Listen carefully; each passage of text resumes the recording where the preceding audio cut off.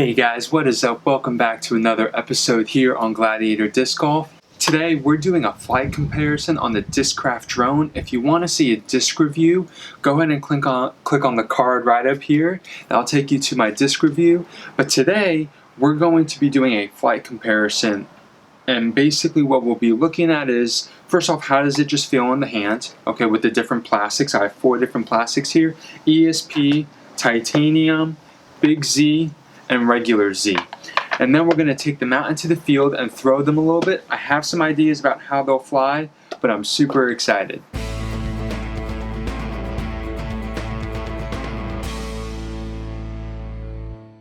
Okay, so some of the differences right off the bat, just sitting here and holding them. The TI plastic specifically, a little slick, okay, but I like it a lot. So this has been my most overstable one of the 3 that I currently have in the bag, and I have 2 more backups in the TI plastic. So I really like this one. A little slick in the hands, especially in colder weather, but with the shape of the disc, I still feel like I can get a great grip on it.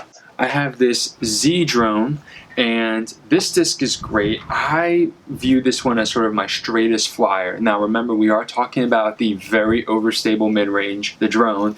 So when I say my straightest flyer, this does not go pin straight. I haven't quite beaten it in like Andrew Presnell has with his drones, but I hope to get there one day. So this is probably the slickest feeling drone I have. That Z plastic, very similar to Champion plastic and Innova's lineup.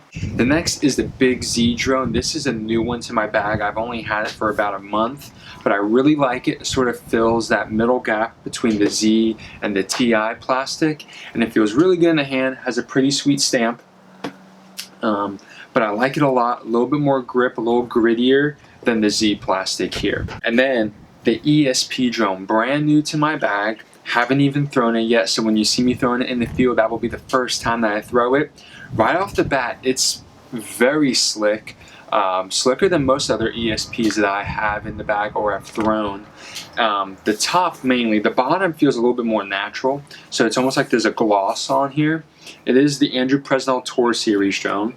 I don't know what to expect from this. I would imagine it's probably going to fly a little bit straighter than the typical drone, but there's only one way to find out, right? Let's head to the field.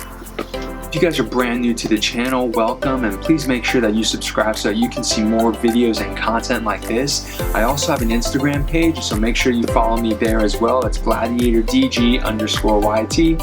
I'll leave the link in the description. What is up, guys? We are out at the field. I have the drone set up to test the flight characteristics. I'm super excited to see how this is going to go. We got a pretty strong tailwind, so they're going to fly a little bit even more overstable than normal, but I think we'll still be able to get some good information out of this trial.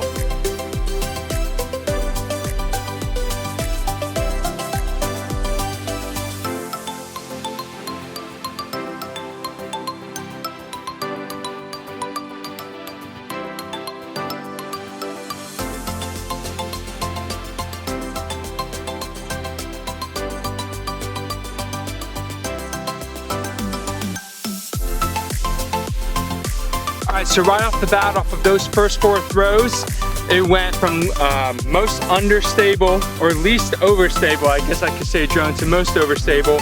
Went Z, ESP, Big Z, and titanium. So very similar to what I thought was going to happen. I'm going to throw the drones on a pretty steep anhyzer angle.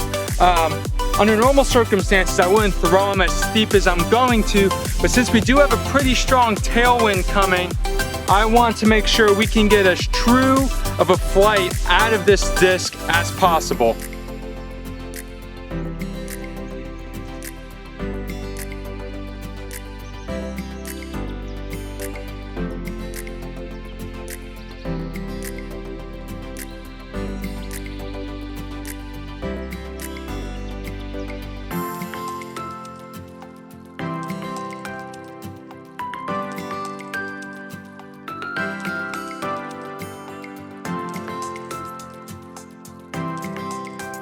So even in this stiff tailwind, they actually held that anhyzer angle really, really well.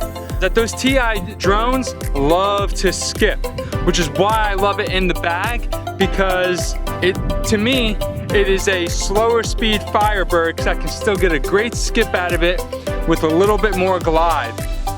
The ESP drone was a great throw, especially if I needed to sort of go dogleg to the right a little bit or a turn to the right, and then a slight baby fade at the end, but I yanked on it a little bit so it didn't get as good of an assessment as some of these other discs.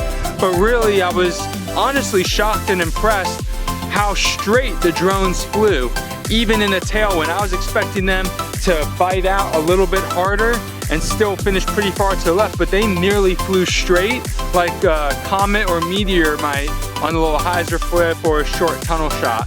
Alrighty guys, that's all I have for you today. I hope you found this video super helpful, giving a little bit of insight into the different characteristics on some of Discraft's plastic. We used all the same mold of drone, just 4 different plastics.